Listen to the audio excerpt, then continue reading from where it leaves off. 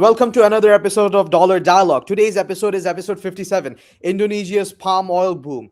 Who pays the hidden cost, with Mr. Demir Hossain. Today's episode is pertaining Indonesia, and our guest speaker, Mr. Demir Hossain, has extensive knowledge in South Asian and Southeast Asian politics and economic affairs. Demir Hossain is currently taking higher level economics and business management in the IBDP program, which is arguably one of the hardest high school programs in the world. And he's currently possessing, I believe, seven in both of the subject, which goes on to show his academic prowess as a student. And therefore, we are privileged to have Mr. Demir Hossain share his insights, economic and politically, about Indonesia's palm oil industry. Mr. Demir Hossain, is there anything you would like to add to the introduction that I've just said? No, thank you. Thank you. A very nice introduction. Thank you very much.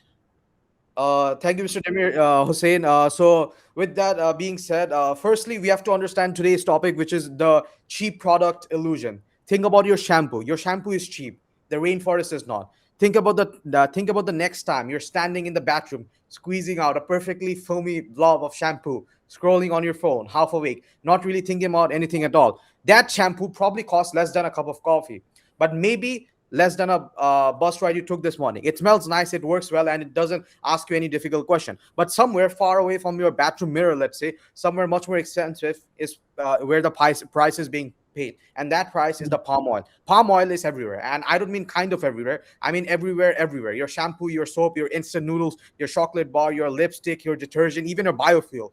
Palm oil, which predominantly comes from Malaysia and Indonesia, has quietly become one of the world's most important inputs in the modern global economy. And most of Mhm. us interact with it multiple times a day without even realizing it. And that's the genius of it. Palm oil is cheap, versatile, high yield, and incredibly efficient. Compared to other oils, it produces more oil per hectare, grows quickly, and fits beautifully into global supply chain. And from an economist point of view, I can see that it looks like a miracle crop: high output, low cost of production, and massive demand. And economically, we would call it a success. So here's the uncomfortable question we need to ask right at the start: if palm oil is so efficient, why does it feel so costly? And the reason is because price you see on the shelf is not the full price. Palm oil is Yeah. everywhere except on the receipt, where the real cost should be. When we Yes. buy a bottle of shampoo, you pay for packaging, branding, transport, and and maybe a thin slice of profit. But you don't pay for the forest that was cleared to plant oil palms. You don't pay for carbon released when peatlands were burned. You don't pay for the species that lost their habitat, and you definitely don't pay for the children who are working in these horrible conditions. And these costs don't disappear. In economics, we call these externality, and additionally, they're pushed onto someone else. And this is where economics gets interesting and uncomfortable. In theory, markets are supposed to allocate efficiently. Prices send signals, and if something is scarce, it becomes expensive. However, if something causes damage, the cost should rise. But in the real world, markets have blind spots, and one of the biggest blind spots is something economists call externalities. And palm oil is a perfect case study of an externality, as it's a negative externality of production and consumption to some extent as well. And when companies clear forests to expand palm oil plantation, the private cost is relatively low. Land is cheap, labor is available, demand is strong, but the social cost, the cost to society as a whole, is enormous. Firstly, climate change. Carbon emissions accelerate climate change. Biodiversity collapses, and air quality deteriorates. And additionally, there's like issues of child labor as well. And therefore, the question about palm oil is not just limited to Indonesia, but also the global supply chain, the ethics behind it, the externalities, and what the global economy should do. So, with that being said, I see that Mr. Demir Hossein, you have your hand raised. Would you like to add anything else to the intro I've just said regarding externalities pertaining the palm oil industry? Yes, I would. So I think that we brought up some very clear points that while palm oil is very useful for the Indonesian government and helps them prosper in a sense, as you know, due to this palm oil boom, so to speak, there is an increased exporting, I guess, values for Indonesia. However, again, the externality is that it's put on to the third party society, so to speak. So, what I believe though is that, I mean, to play devil's advocate here, I think Indonesia maybe should look to maximize palm oil. As I don't know if you guys saw this, but I was reading an article on Reuters, the magazine, and in Indonesia they wanted to introduce cars with 50% palm oil fuel, palm oil biodiesel, and 50% gas, which it failed, but it's currently at 40%. So, since it's thought that palm oil is supposed to be a negative externality, that means you'd want to decrease the production of it, right? I think that's how the externality works. However, maybe instead of thinking about that, the Indonesian government could potentially try just finding other avenues for palm oil, as to stop using palm oil, or to decrease it, is a question that I think maybe Indonesia shouldn't even bother asking. I think they should just find other ways to incorporate and integrate their palm oil industry into society. Thank you.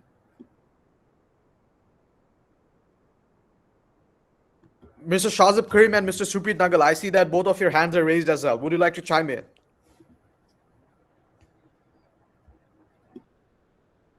Yeah, sure.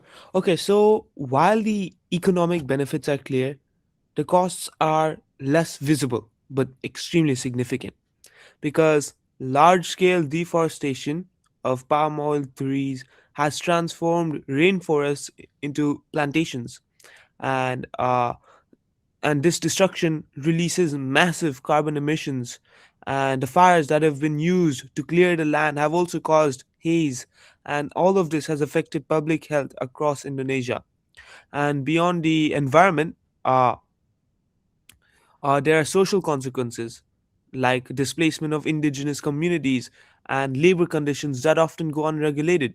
So, the palm oil industry raises a difficult dilemma whether the economy could justify the growth if the environmental and human costs were pushed onto the most vulnerable.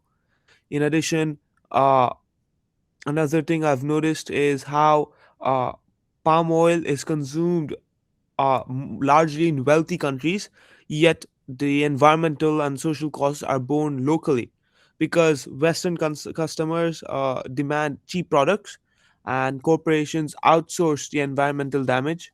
Indonesia and the governments should be promoting sustainability in Indonesia to combat such environmental damage. So, this raises ethical questions about shared knowledge, consumer awareness, and corporate accountability. And this is a very significant aspect of uh, that we need to look at regarding the palm oil plantations. And that's really it for the beginning for now on my end. Shazib, is there anything you would like to add? Yeah, sure. So, first of all, thank you all for your on introductory comments. So I think like you guys covered most of it, but I think to just add on like as you guys mentioned, like uh, this industry is like the world's leading vegetable oil producer, and like for we're talking about Indonesia today, but even for like Malaysia, this sector is crucial for the economy, and I'm pretty sure it's like 85% of the global supply. But there's also like severe environmental and social scrutiny that comes with this sector due to all the deforestation, habitat loss, and human rights issues. But yeah, I think we'll go deeper into that as we go throughout the podcast, right, Arif? So that's it for me. Yeah, From me. yeah. So introductory comments are done, and just to provide some brief statistics, palm oils account for over 35% of the global vegetable oil supply. However, it uses less than 10% of the world's oil cropland. And from a productivity standpoint, and this is applicable to business management students as well, it's unmatched. In Indonesia, the world's largest producer, palm oil produces roughly 4% of GDP, generates over $30 billion in export revenue annually, and supports around 16 million jobs across the supply chain. And for policymakers, this looks like a textbook economic success: high output, strong comparative advantage in the global economy, and large scale employment, which can allow the economy to reach economies of scale, which is a theory of the firm stuff. Now, moving on to segment two, which is why palm oil matters to Indonesia. To understand why palm oil remains so dominant despite all the cause that we have talked about environmentally, human rights, workers' rights as well, we need to step into the policymaker's seat, because Indonesia didn't choose palm oil by accident. It chose it because economically it works. Firstly, palm oil thrives in Indonesia's tropical climate, as it has one of the highest yields per hectare, as I've talked about, for any oil crop, and it integrates easily into the global supply chain. 1 hectare of palm oil can produce 4 to 10 times more oil than soy, rapeseed, or sunflower. And that productivity translates directly into lower unit costs, stronger export competitiveness, and higher return on land, which is a critical factor in a country where rural development and employment remains political priorities. And today, Indonesia produces over 45 tons of palm oil annually, accounting for more than half the global supply. Palm oil exports generate over $30 billion per year, making it one of the largest sources of foreign exchange. And for a developing economy, managing balance of payment pressures, that matters, because stable export revenue helps support the currency, which is the Indonesian rupiah, and it also helps finance imports and reduce reliance on external borrowing. Now, I would like to talk about another important subject, and this is contentious to some extent, which is employment. Now, there are issues with child labor in the palm oil sector. However, and this is not undermining the child labor, which is definitely a critical issue. However, palm oil industry does support 16 million jobs, many of them in rural areas with limited alternative employment opportunities. And for government, this isn't just an economic statistic, it's a social one, because palm oil plantations have been linked to poverty reduction in certain regions, increase rural incomes, and improve infrastructure access. So although environmentally this is very damaging to the environment, it does generate a lot of jobs in Indonesia, which is still a developing country, and there is a poverty rate. So from a growth perspective, palm oil aligns neatly with Indonesia's competitive advantage, which is land availability, climate suitability, and low to moderate labor cost. In standard trade theory, specializing in palm oil is rational because it maximizes output, export earnings, and short-run welfare. But this is where the tension begins. The same features that make palm oil attractive, which is scale, land density, and low production cost, also magnify its external cost. And expansion often relies on land conversion and rather than productivity gain, especially when regulatory enforcement is weak. And because many of environmental costs are delayed or diffuse, they don't immediately threaten growth metrics like GDP or employment figures. And this creates a structural policy dilemma. In the short run, palm oil supports growth, jobs, and fiscal stability. However, in the long run, if you think about it, it imposes environmental and health costs that undermine sustainable development in this growing economy. So, the Indonesian government is currently facing a trade-off between measurable economic profit today and the social losses tomorrow. And this trade-off that Indonesian government is currently working towards to resolve is one that we are currently trying to like dissect down as well. So when Indonesia defends palm oil on a global stage, it isn't simply ignoring the environmental damage. It is also responding to a growth model that rewards output but discounts external costs. And therefore, critically, and this was a question that I wrote down while researching. The critical question that came to my mind is how long can that economic model hold before the costs start feeding back into the economy itself?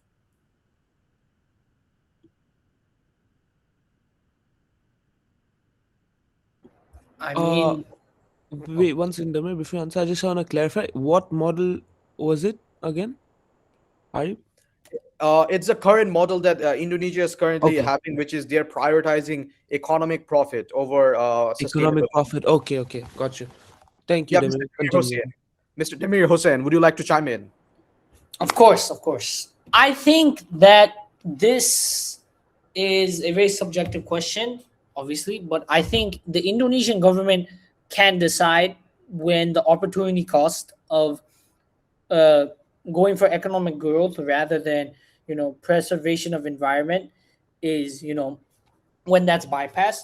As I think, as I said before, I actually believe that Indonesia, despite the environmental degradation and damages that they are suffering from the production of palm oil, they should continue it. As upon some further research, the top three producers of palm oil are Indonesia, Malaysia, Thailand. As Shazib mentioned earlier, Malaysia is also another producer. But this is all in a unique area of the world, which means that area of the world is probably the best to produce palm oil, right? Because it's, the top three producers and exporters. So I think that the model is however long Indonesia decides is fit. Now, listen, the idea is that, oh, the habitats for their species such as orangutans are getting destroyed and so on and so forth. But I mean, I feel this is an issue of something that, the it's only being noticed after it's gone. Like, if you, like, the species and these animals, uh, from my knowledge, from my understanding, Indonesia doesn't utilize them to the fullest extent. So I believe that, you know, if Indonesia really wanted to save its environment, it could actually potentially profit off its environment, as its environment is one of the most unique areas in the world. Thus, it could, tap into the tourism of that whole area. As many people all over the world travel there anyways. But if they started advertising, started using campaigns, and started allocating budget, the government I'm speaking of, to this touristic aspect, it would make more sense to save the environment. But to my knowledge, this is not being done right now. So I think, in regards to Arib's question, how long can the model hold before the costs start feeding back into the economy itself? I believe potentially they could hold for a very long time before Indonesia would have to be pushed to breaking point. And, like, without stopping the palm oil production, they just, like, self destruct. But I think they can go on for a very long time. Thank you.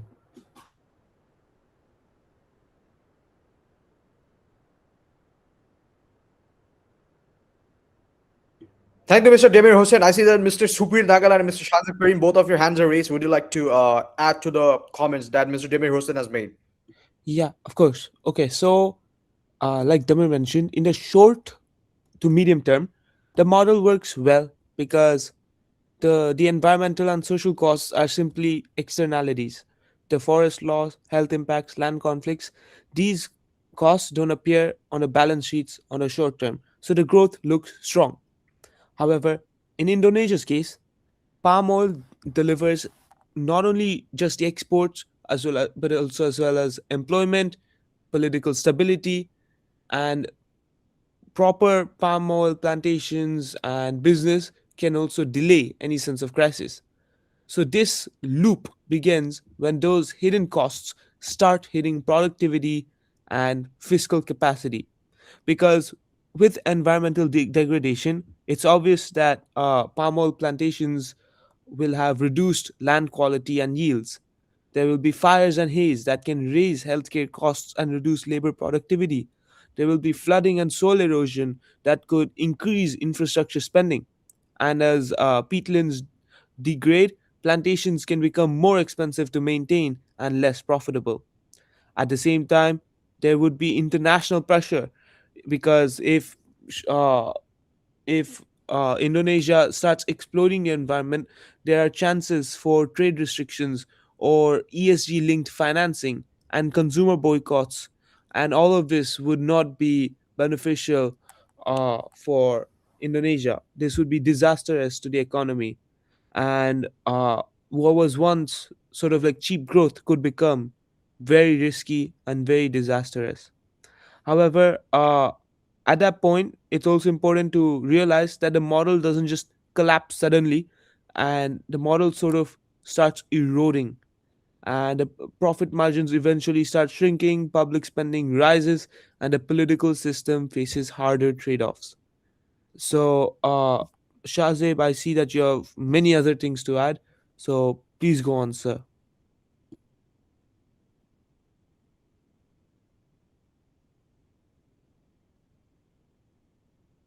Oh yeah, sorry, my mic was muted.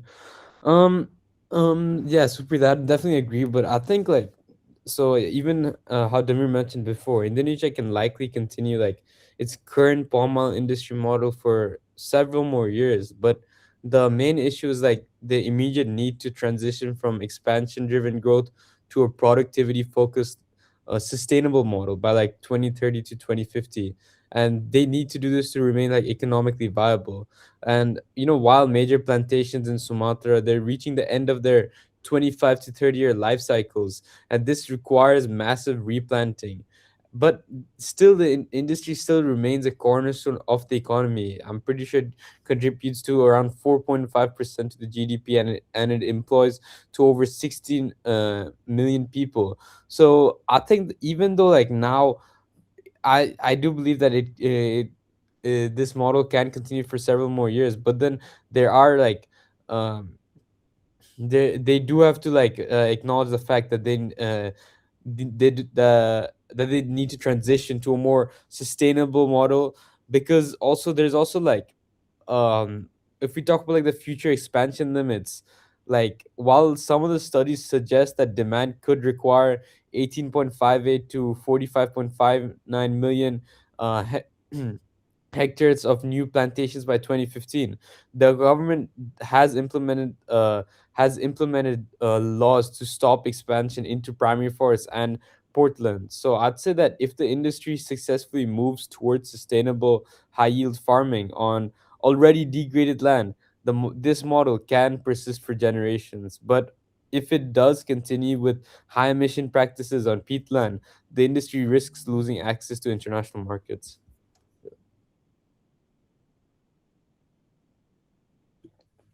I agree with all the comments that are being said, Mr. Shazbakari, Mr. Subhi Nagal, and Mr. Demir Hossain.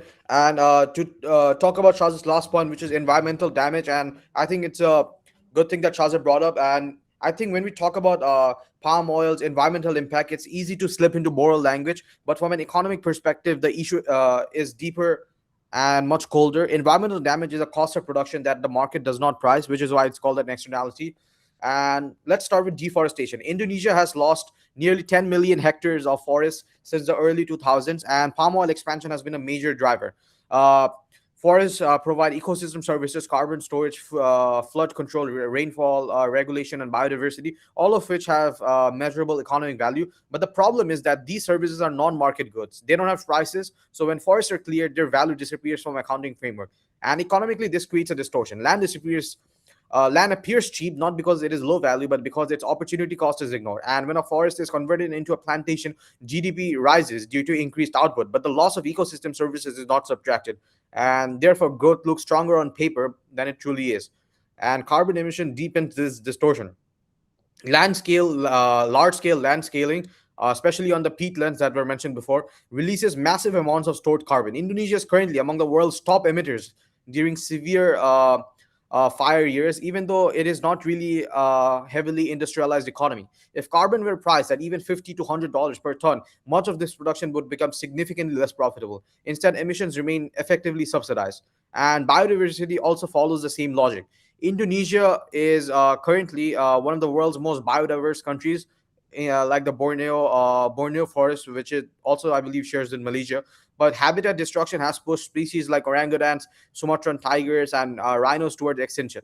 And from an economic standpoint, biodiversity loss represents a loss of natural capital because it reduces future tourism revenue, scientific value, and economic resilience. Yet, because these benefits accrue in the long run, firms heavily discount them in favor of short-run profit. And I would also like to talk about the air pollution and haze, which makes the cause visible. Forest fires used for land clearing generate particulate pollution that spreads across borders. For example, during major haze episodes, labor productivity has seen to fall in Indonesia and healthcare costs rise, as well as tourism declining. Uh, while researching, I looked at the World Bank estimated that the 2015 haze crisis cost Indonesia over $16 billion, which is nearly 2% of its GDP. And these are direct economic losses, not accounting for the environmental concerns themselves. So the key issue is that these environmental costs are externalized.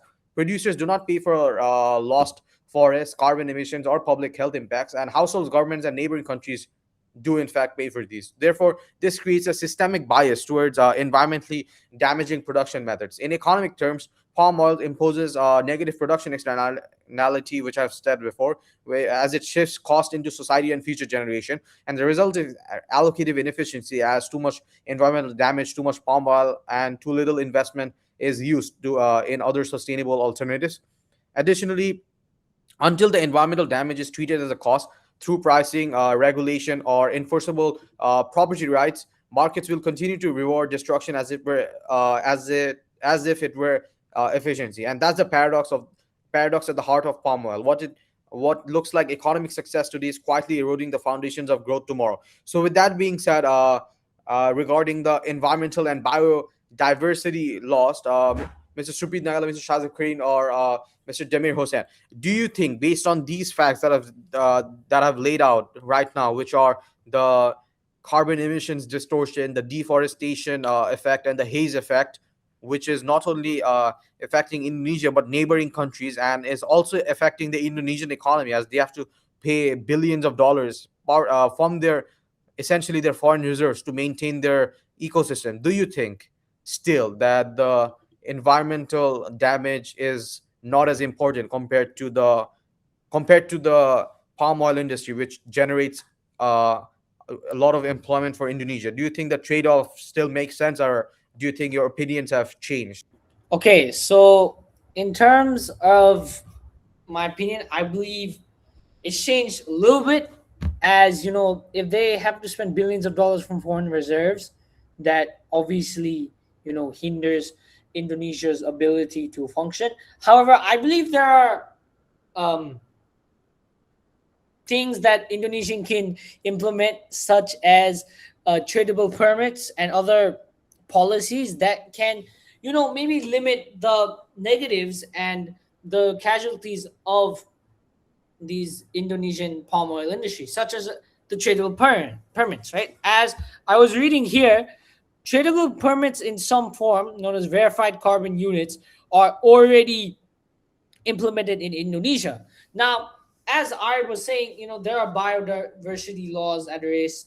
10 million hectares are being lost, but I believe also this is slightly at the fault of the Indonesian government, because I think the Indonesian government, if they implemented and regulated their rules to a much more strict degree, we could see a minimization in these um, losses, so to speak. So I believe that the opportunity cost is still in the favor of the economic growth, if and only if the policies are extraneously implemented and regulated. I think they need to be harsh, the Indonesian government, in order to, survive. Because for the Indonesian government to switch their top exporter, like, on a whim, not even on a whim, but over a number of years, that'd be quite difficult. And so I think that the solution is strict government legislation and regulation. Thank you. Yes, Mr. Supit Nagala. So from the very beginning, I've firmly held the belief that the environment is obviously very important and cannot just be held as a trade-off to mass production and maximizing profits. So I also, while you guys were discussing this, I realized a nuance. I realized I realized how what is it? Politics has a lot to do uh with Indonesia's palm oil industry, and this is because this industry is so big. It's not just an economic or environmental issue. It's a debating point of politics, because for decades, plantation licenses have always been tied to political power. Local officials and national elites often control who gets who used to get land concessions, and in many cases those decisions lined up with elections or personal business interests. So this meant that the palm oil expansion initially wasn't driven purely by market demand, but also was driven by political incentives. And then another thing that's very interesting is that Indonesia doesn't lack environmental laws. On paper, there are so many beautiful laws like deforestation limits, peatland protections, and sustainability commitments. They all already exist. But the problem is enforcement. Regulations are only applied selectively between small farmers and weak actors, while to large corporations, because small farmers have to face lots of penalties, while large well connected companies are able to easily avoid consequences. And this is where palm oil becomes a governance issue, because land permits and permits in general, like what Damir had suggested, can also act as political rewards. And once plantations are operating, shutting them down becomes politically costly. Jobs, tax revenue, and campaign funding all get tied into the industry. So when deforestation continues, despite despite its consequences, it's not necessarily policy failure, it's political reality. Because if these uh, people in power in Indonesia start taxing and penalizing all of the big corporations that are committing mass deforestation, it will be very hard for the same political party to win in future elections because they will have reduced funding from the corporations. And this obviously this sustainability issue is ingrained to the heart, right in the heart of politics of Indonesia. So overall, uh, the question then isn't whether Indonesia knows the damage that palm oil causes, but it's whether a system built on political dependence can realistically regulate an industry that it completely relies on for power, growth, and stability.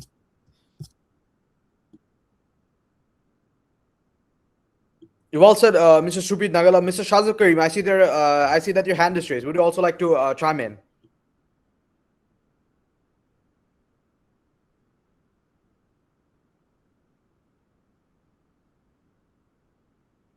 Hello, Mr. Shazib Karim. Are you not able to hear us?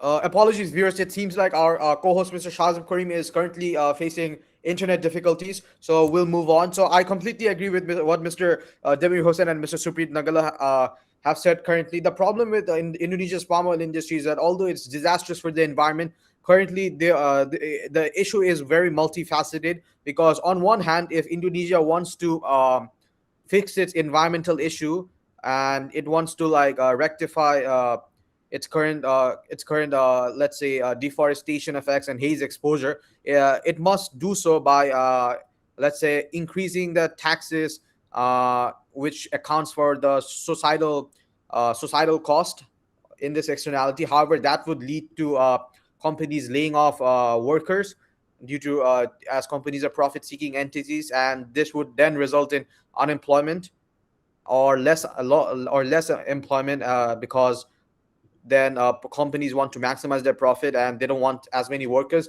And palm oil industry currently holds 16 million workers of from Indonesia. Therefore, even if 1 or 2 million people lost their jobs, this would be disastrous not only for the economy but also politically, as Mr. Subinagala said, as politicians in Indonesia are trying to stay in a democratic way, and therefore they want to keep the voters happy, and therefore they don't want to create unemployment, which in the short run is completely understandable, and this is applicable to a lot of other countries in the world as well, not just Indonesia. However, in the long run, we will see problems, and therefore uh, economically we can advise the what we can advise is the Indonesian government to or even other countries which are heavily dependent on natural exports and are facing sustainability issues, to diversify their economy. And this is something that the Saudi Arabian government and the United Arab Emirati government have done in recent years. Although their main funding used to be from oil, petroleum, and crude based oil, specifically United Arab Emirates. Currently, currently the United Arab Emirates has diversified their economy, and personally, I've seen this as well. In the Emirate of Dubai, which is one of the seven emirates in UAE, the main source of the national GDP of Dubai is actually not from oil, which is kind of surprising. As I was looking into it, it actually comes from a lot of other stuff like tourism, and also like real estate value and other tertiary services like financial services. As a lot of companies are setting up offices in Dubai due to tax breaks, and therefore what Dubai is doing is very smart decision, which is to use the money and the revenue that they have gained from the petroleum industry to diversify the economy. And also currently UAE is very sustainable. Previously, they had issues with air pollution and all those stuff. However, UAE is currently one of the cleanest, sustainable countries in the world, and they're prioritizing that for the long run. And what I think they're doing is smart. And for Indonesia, I feel like if they utilized a similar method, they could see fruitful results as well. And I feel like this is applicable on a regional scale as well, because there has been severe haze episodes, air quality indices in parts of Indonesia, Malaysia, and Singapore, which regularly exceed the hazardous levels, forcing school closures, flight cancellations, and business disruption. And the 2015 haze crisis that I mentioned earlier stands out as one of the most economically damaging environmental events in whole of Southeast Asia. The World Bank estimated that total losses to Indonesia were over $16 billion, which is 2% of the GDP. And those losses were not evenly distributed, because the problem was that public systems forced surging costs as respiratory illnesses increased, workers missed days of labor, which reduced productivity,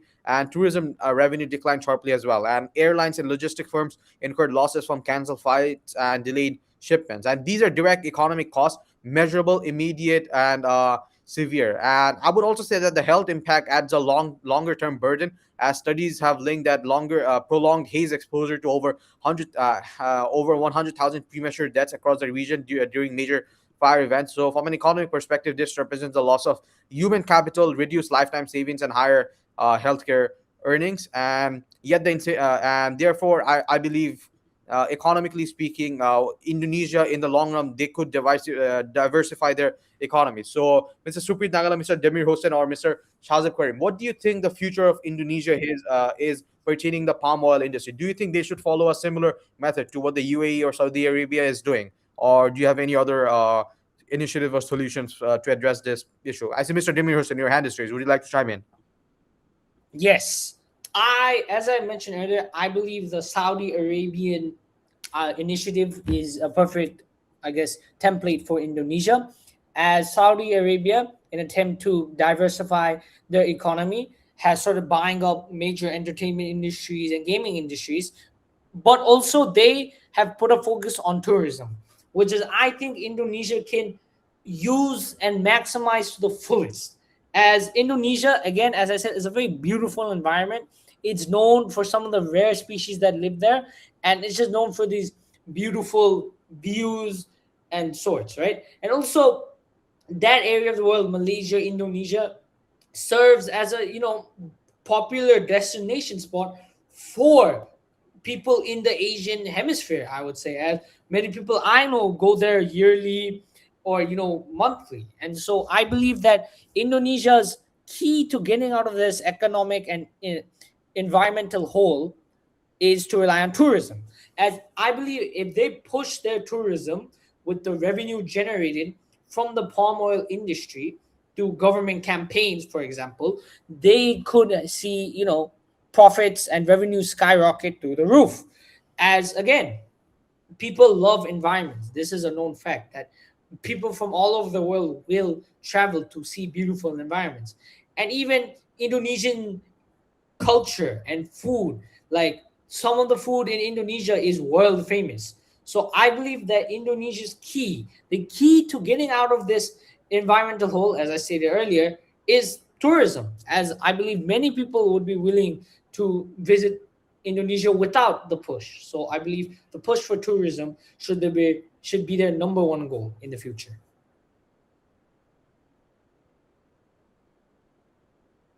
Thank you, Mr. Demir Hossain, for that comment. Tourism, I feel like, is something that Indonesia could work on, and they are certainly one of the most biodiverse countries in the world. And in recent times, I have also noticed that Indonesia has seen a surge of uh, internet influencers who go there to, like, sort of self help influencers like Hamza, who has, like, gone there and, like, to, like, unravel their spiritual experiences. So therefore, I think Indonesia is a place where, like a lot of people, who want to be, like, independent economically, and, like, e-commerce people.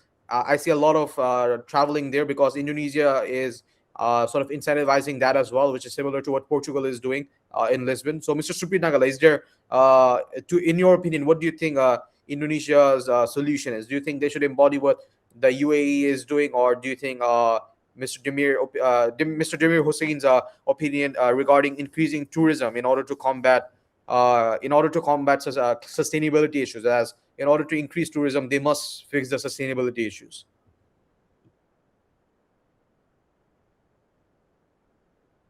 Hey, okay. So I was since mentioned tourism, I was trying to look at the statistics. Indonesia is actually starting to do this. Very true, because when you look at it, the jump from 2023 to 2024 was a 19% jump in Indonesia's tourism market. Then from 24 to 25, it was a 12% jump. 12%, 20%, all of these are big numbers, and this definitely shows that the tourism market of Indonesia is growing.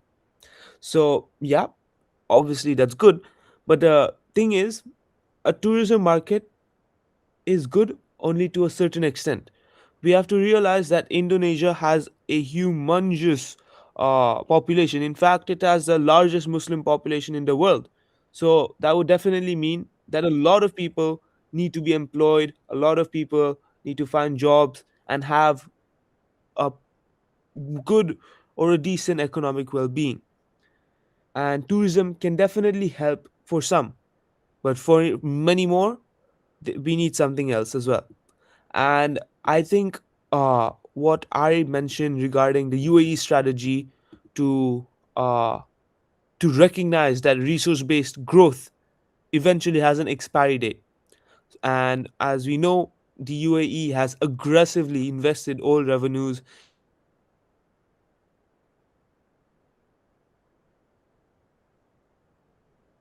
into infrastructure, logistics, finance, tourism, and technology, using the state to plan long term and rather than react to market cycles.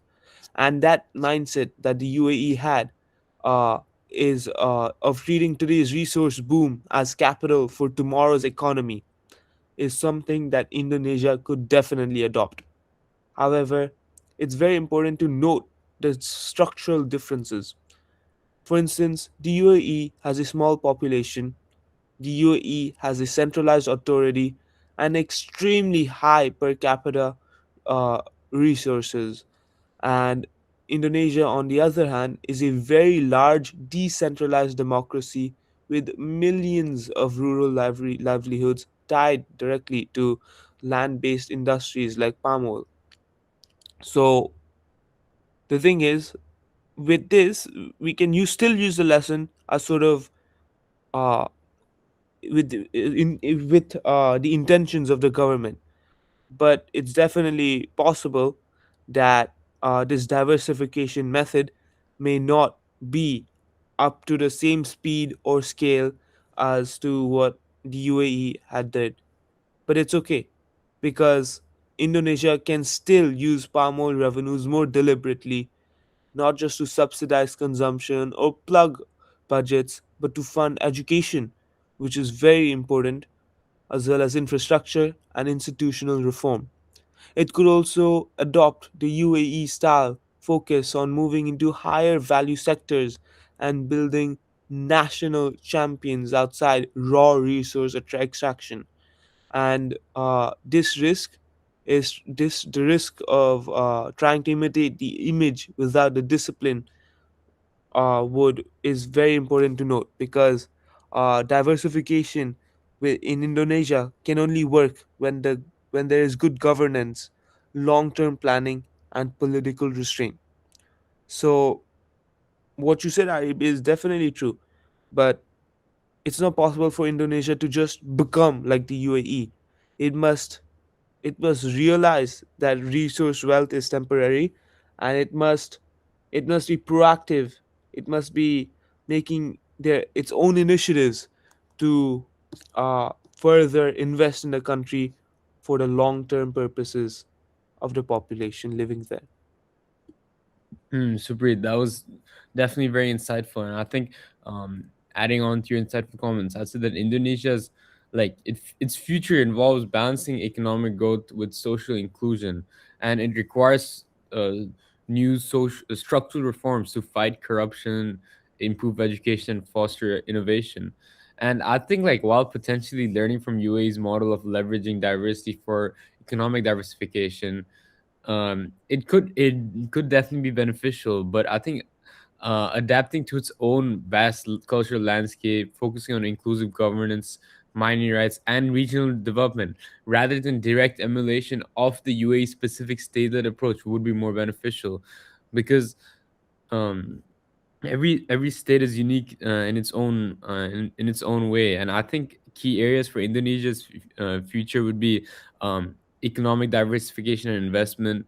I think like, okay, if you want to take inspiration from UAE, you can see that they're embracing the halal economy. They leverage its massive Muslim population and cooperate with the UAE to expand halal sectors like food, fashion, finance, and tourism. And they can also boost infrastructure and logistics. They can develop world class ports and logistics like the UAE to serve as a regional hub. And I think like like many other developed countries as well, Indonesia should really like focus to should aim that their economy is predominantly in the tertiary sector, like many other developed economies as well. So yeah.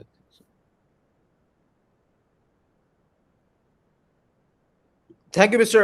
Shazib Kareem, for that response as well. I would wholeheartedly agree with that. So, moving forward to wrap up today's discussion, which pertaining Indonesia's palm oil industry and who pays the hidden costs, I would say, in conclusion, we can see that palm oil tells us something uncomfortable about the global, about how the global economy really works. On paper, it looks like a success story: high productivity, strong exports, and millions of jobs. But economics, through our discussions today, we have seen that growth measured in prices is only as honest as the cost those prices include. When forests are cleared, when carbon is released, and when air becomes unbreathable, those are not side effects. Those are economic cost externalities that people are not paying for. And therefore, palm oil appears cheap because a large share of its true cost is paid elsewhere by ecosystem, by public healthcare systems, and by future taxpayers. And additionally, we have seen that over time, environmental damage in Indonesia has been occurring, like the 2015 infamous haze haze episode, as we have discussed uh, in this podcast as well in this session. And moreover, the deeper lesson of the palm oil and many of the global commodities is that markets are powerful tools, but they're not neutral. They reward what they can measure and what ignore what they cannot. And if we only account output and ignore depletion, we mistake liquidity for prosperity. And therefore, the real policy challenge is not choosing between growth and sustainability. It is deciding when to pay costs gradually and deliberately, or later and all at once. So next time you pick up a cheap product, remember prices are signals, not truth. And when markets don't tell the full story, someone else is always paying the price. And the question is whether we keep pretending when we don't see the bill, or finally decide to price it in. So that's today's discussion pertaining palm oil industry. And we also lastly talked about future initiatives like Indonesia could implement from UAE or Saudi Arabia, like increasing their tourism sector, or even Portugal to increasing their tourism sector through sports or biodiversity, which Indonesia has. So, with that being said, to wrap up our today's discussion, Mr. Demir Hossain, is there anything else you'd like to conclude for this episode today, and anything else you'd like to say to the viewers before we depart for today? Yeah. In conclusion, I'd like to say that while we have to consider palm oil as just one of these many examples, we also should know that there is probably a product or good that our own country is producing that we also take for granted. For example, garment factories in Bangladesh. For me personally, I'll just pick up a piece of clothing and think, oh, it's just a regular piece of clothing. But there are consequences and there are disadvantages people are facing because of the mass number of garment factories in the country, right? So I think that we as society need to consider that there is a downside to all the goods and services we get.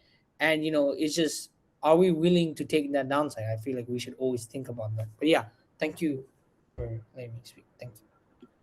Thank you, Mr. Demir Hussain. It was a pleasure having you in today's episode 57, which was about Indonesia's palm oil boom, who pays the hidden price. And for Dollar Dialogue listeners out there, the moral of the story from today is that whatever we pay in real life, whether in supermarkets or wherever we are, there is always a hidden cost, often through externalities, which we have explored economically today. So thank you all for watching. See you next time with another very interesting episode and another very interesting guest speaker. Goodbye for now.